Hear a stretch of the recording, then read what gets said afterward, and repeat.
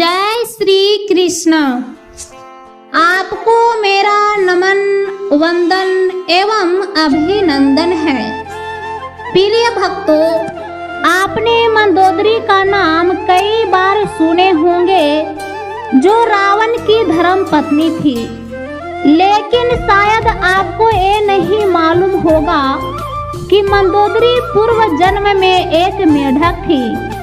तो आइए जानते हैं मंदोदरी से जुड़े रोचक तथ्यों के बारे में। वीडियो के अंत तक बने रहें, क्योंकि कोई इम्पोर्टेंट पॉइंट मिस न हो जाए। एक बार मेरा कृष्णा भक्त ज्ञान चैनल पर आप सभी का सुस्वागतम है। प्रिय भक्तों, पुराणों में ऐसा उल्लेख है कि मंदोदरी पूर्व जन्म में एक मेढक थी।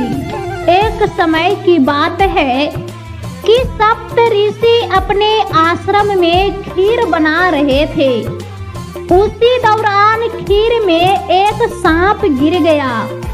मेढकी रूपी मंदोदरी ने यह सब देख लिया कि खीर में एक सांप गिर गया है, और मेढकी रूपी मंदोदरी ने ऋषियों का जीवन बचाने हेतु वह भी गर्म खीर में कूद गई और अपनी जान दे दी। ऋषियों ने मेढकी को अपनी खीर में कूदते देखा तो उन्हें बहुत क्रोध आया। वे गुस्से में आकर खीर से भरा पतीला फेंक रहे थे। उसी दौरान उन्होंने देखा कि खीर के अंदर सांप भी मरा हुआ था।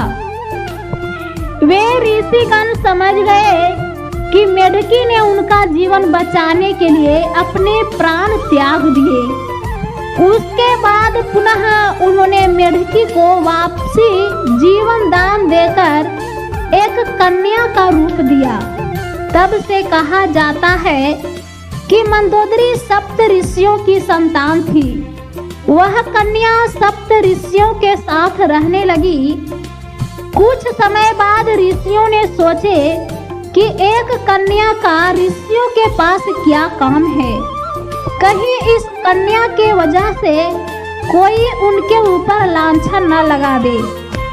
इसके बाद सप्त ऋषियों ने महान ऋषि कश्यप के पुत्र मायासुर को बुलाया और कहा कि इस कन्या को तुम अपने पास रखकर देखभाल करो।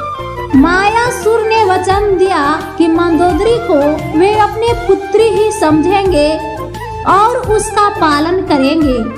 बाद में मंदोदरी की शादी लंकापति रावण के साथ हो गई। इस शादी से मंदोदरी को 2 पुत्र मेघनाद और अक्षय प्राप्त हुए। वह रावण की बेहतरीन सलाहकार भी थी। सीता के अपहरण के बाद मंदोदरी ने कई बार रावण को समझाया कि वह सीता को वापस कर दे। इस तरह दूसरे की पत्नी का अपहरण करना लंकेशपति को शोभा नहीं देता है। लेकिन अहंकार और बदले की भावना में चूर रावण ने उनकी एक नहीं सुनी और युद्ध में भगवान श्री राम के हाथों मारा गया। दोस्तों, रावण का वध करने के बाद प्रभु श्री राम ने विभीषण को लंका का नया राजा बनाने की सलाह दी और उन्हें मंदोदरी से विवाह करने का प्रस्ताव भी दिए। हालांकि मंदोदरी ने इस प्रस्ताव को ठुकरा दिया और खुद को राज्य से अलग कर लिया। कुछ समय बाद वह विभीषण से विवाह करने पर सहमत हो गई और विभीषण से शादी कर ली और लंका में रहने लगी। तो प्रिय भक्तों, यह वीडियो कैसी लगी कमेंट में जरूर लिखें तथा मेरे चैनल को लाइक एवं सब्सक्राइब करें। जय श्री कृष्ण।